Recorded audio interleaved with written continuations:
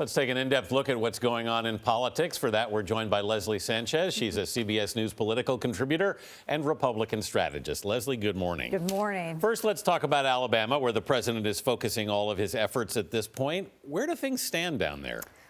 Realistically, the support is working. I think you have a lot of Republicans. Let's look at base Republicans versus conservatives who are saying this is a lot like holding their nose for President Trump, and we want the Supreme Court justice. We want, that was the aim. We're all aiming for one thing. They want to protect the majority.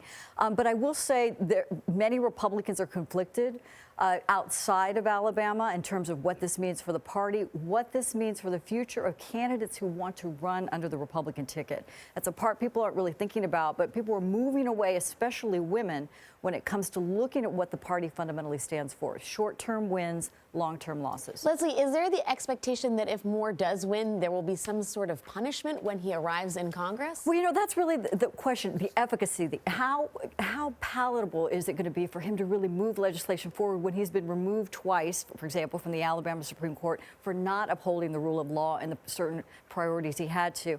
I think realistically, you can't expect different type of behavior. He's somebody that would probably work as an independent, move his own agenda, definitely have sharp elbows with his other Republican colleagues. You're not going to really know where he's moving, and it's going to make it extremely difficult for the president to move his agenda forward.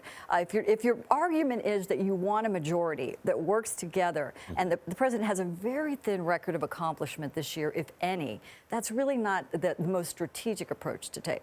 So do you think there are a lot of Republicans in Washington who are worried that Roy Moore would become an albatross for the party? Absolutely. They're wringing their hands.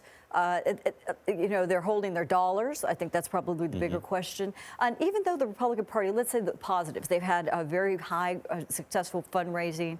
You're seeing a tremendous stock market rally. There's a lot of positives. Tax reform is finally moving through, which is what the president promised. He promised a Supreme Court pick. He promised tax reform. You're seeing those things. He's going to be able to talk about that. But the undercurrent is really dramatic in terms of how people see the party, the future of the party, and what it fundamentally stands for. Leslie, you talk about tax reform. The House and Senate have to conference their bills, or the House has to pass the Senate's bill. Right. There are some problems we've seen with the bill this week in terms of the fact that it may raise taxes on corporations. It, of course, adds $1 trillion to the deficit.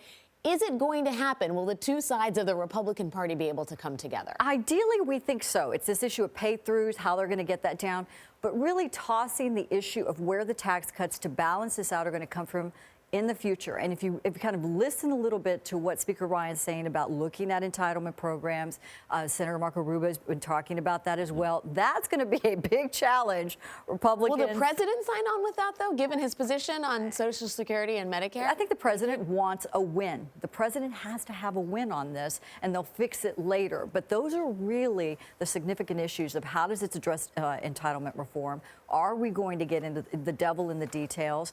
And it's still a precarious issue, but I think fundamentally we're going to get passage. All right, Leslie Sanchez, thanks so much for being with us this morning. Thank you.